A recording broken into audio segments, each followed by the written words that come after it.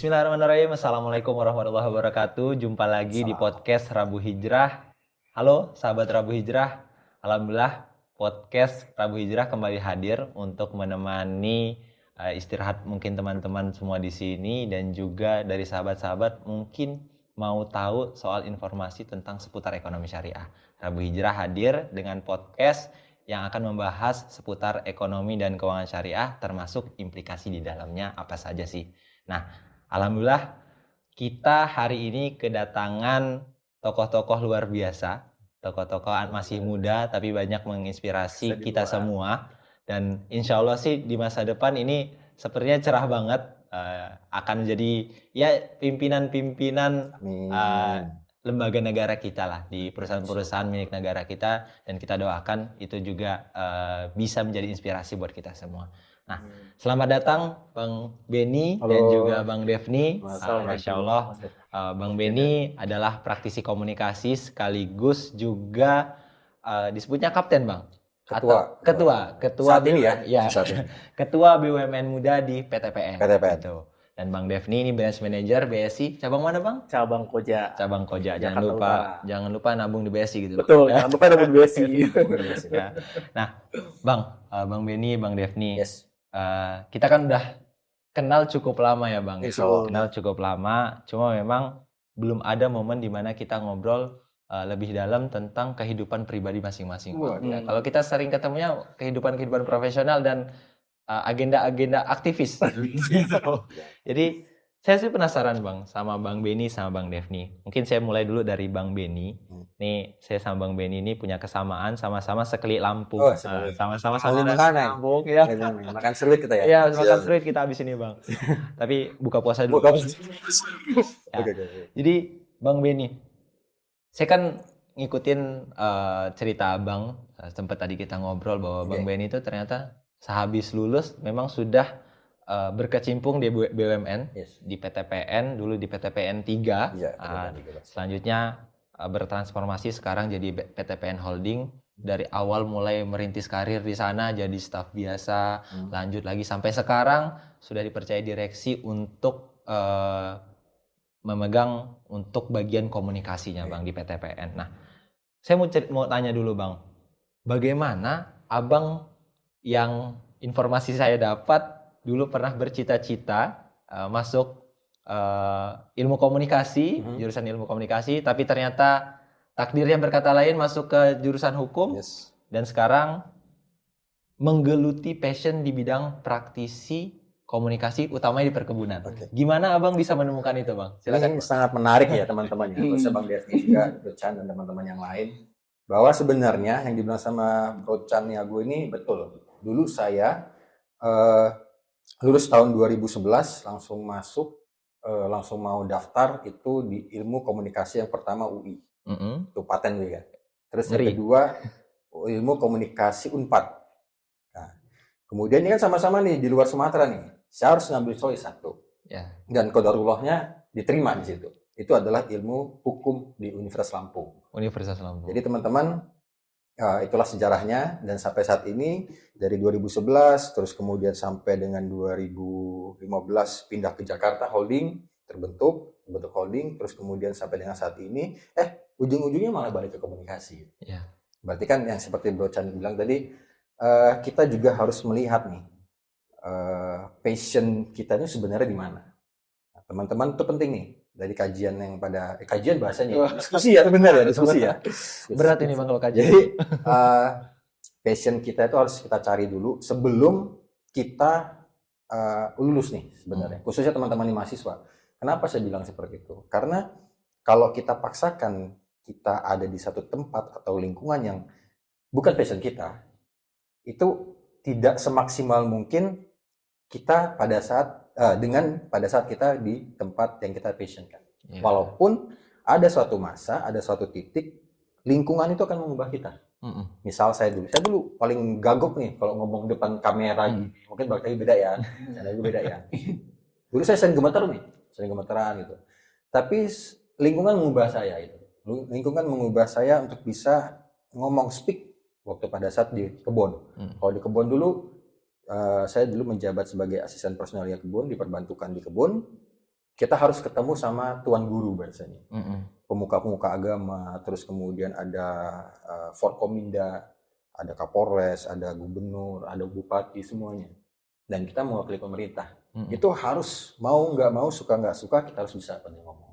Dan itu adalah basic mengapa kita harus menemukan passion kita nih. Gitu loh. Nah, mungkin dari saya di Oke. Passion penting ya, Bang. Passion penting. Meskipun sudah masuk ke jurusan yang bukan passion Iya. tadinya, Tapi ilmu hukum itu kan gitu juga. Orang kalau nggak makan, kalau nggak ngomong nih. Hukum kayak gitu bayangnya, seperti itu.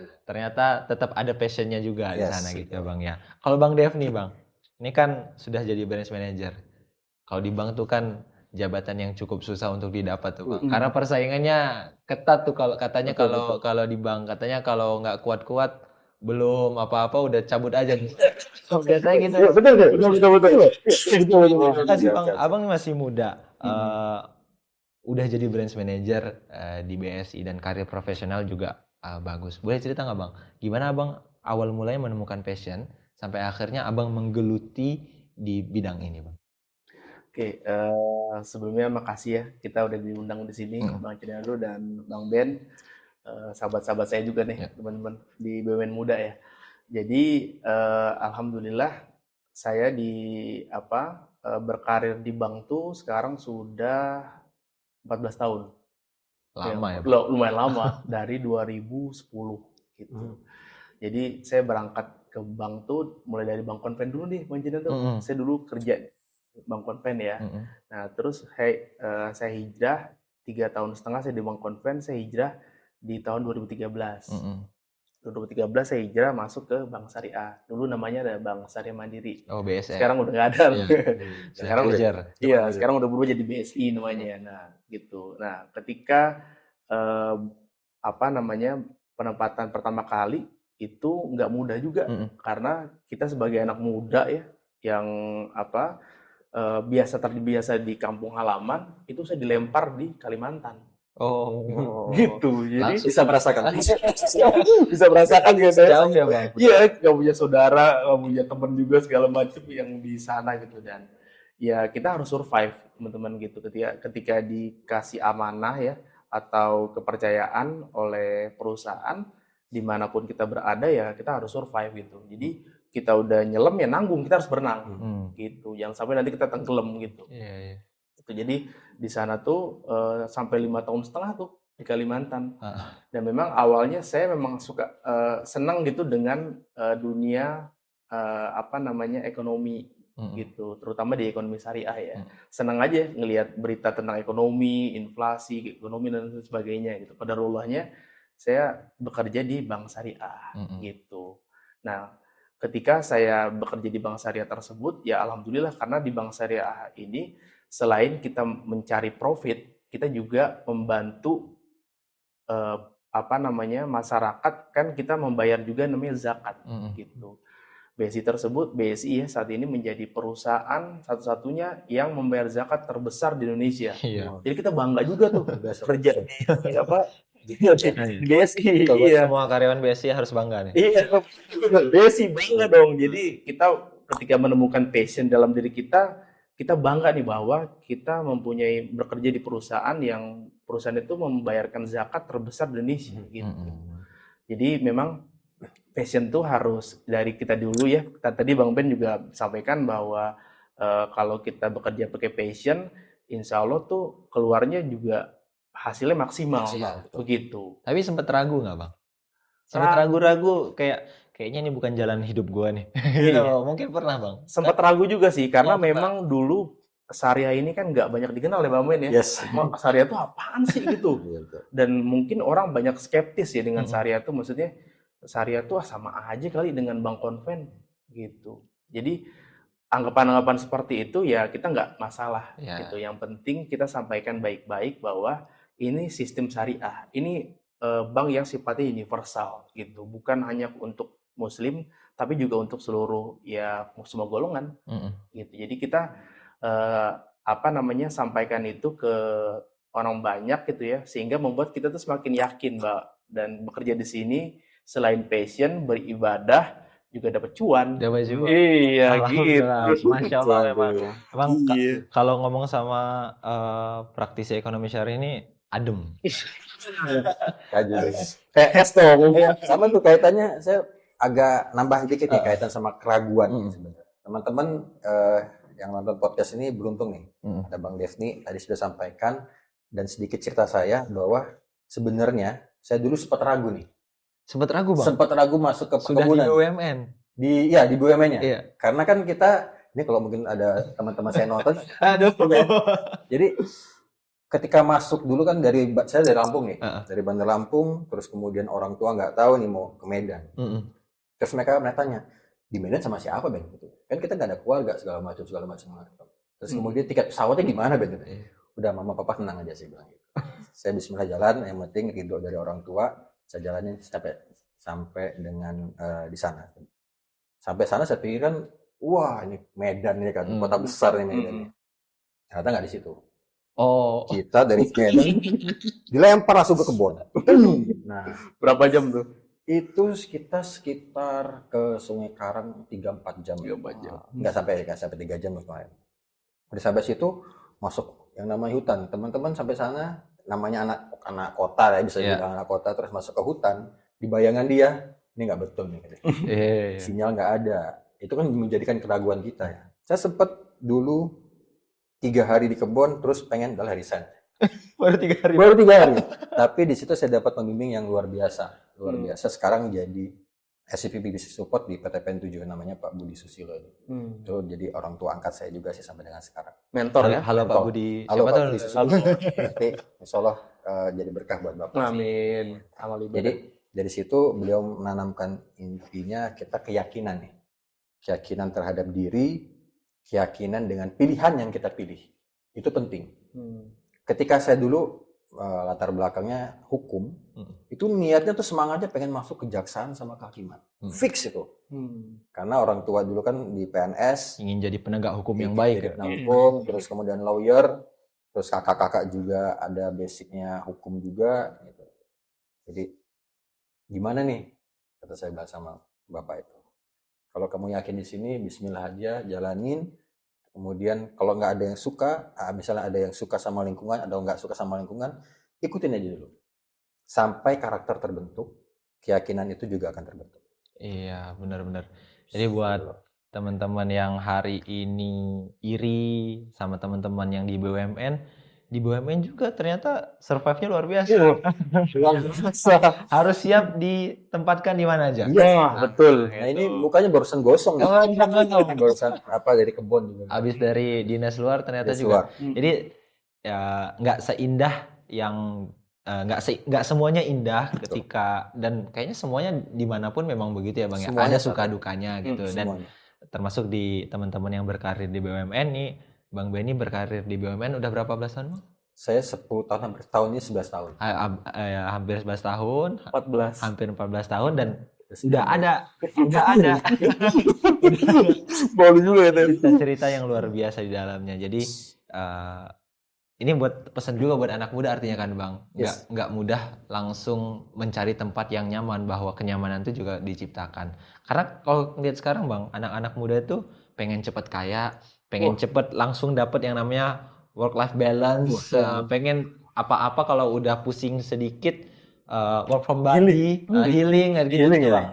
Ada pesan nggak sih Bang buat anak muda yang sedang menemukan jati diri, sedang nyari karir, sedang ya puyeng-puyeng lah sama yang terjadi sekarang. Kalau sekarang namanya itu Bang quarter life crisis. Waduh. Umur-umur segini, nih penonton Rabu Hijrah kebanyakan masih quarter life crisis.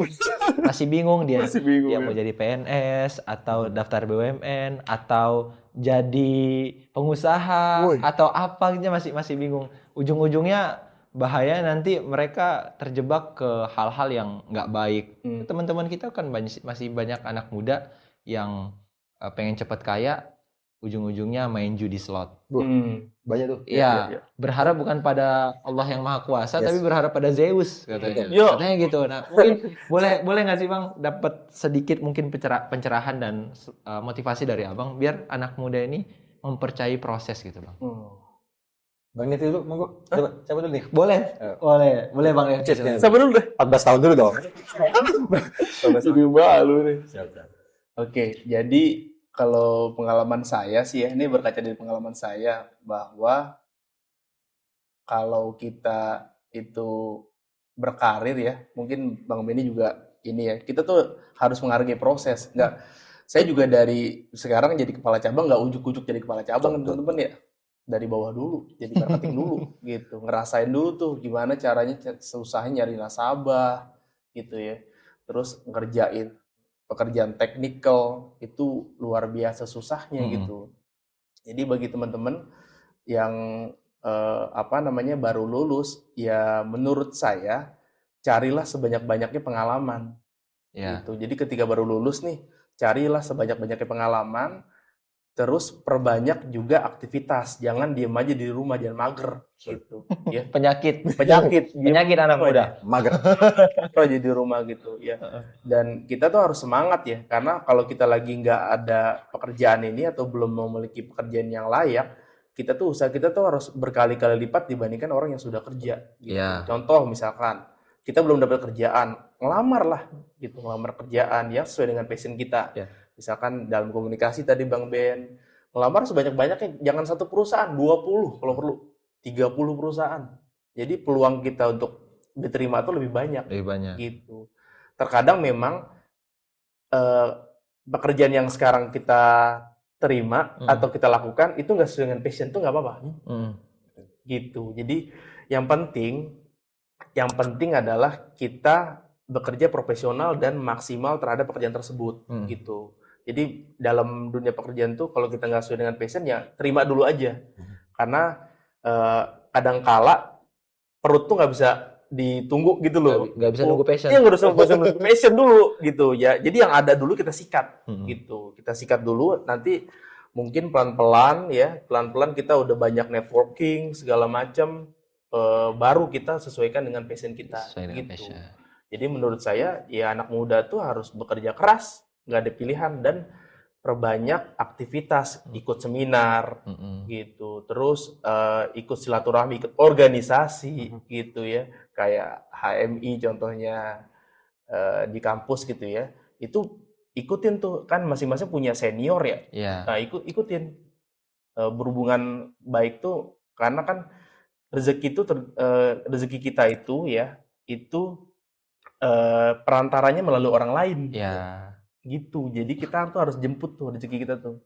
Kan Nabi udah bilang ya, Rasulullah bilang silaturahmi itu memperluas rezeki, itu benar tuh. Memperpanjang usia. Saya ketemu Bang Chan, ketemu Bang Ben, sampai tahu ada peluang-peluang bisnis. Gitu. Dibanding kita diem aja di rumah, ngapain coba? Nunggu uang jatuh langit gitu ya Bang ya. Gitu. Jadi harus kerja keras, kerja ikhlas ya, kerja cerdas, dan perbaiki silaturahmi itu.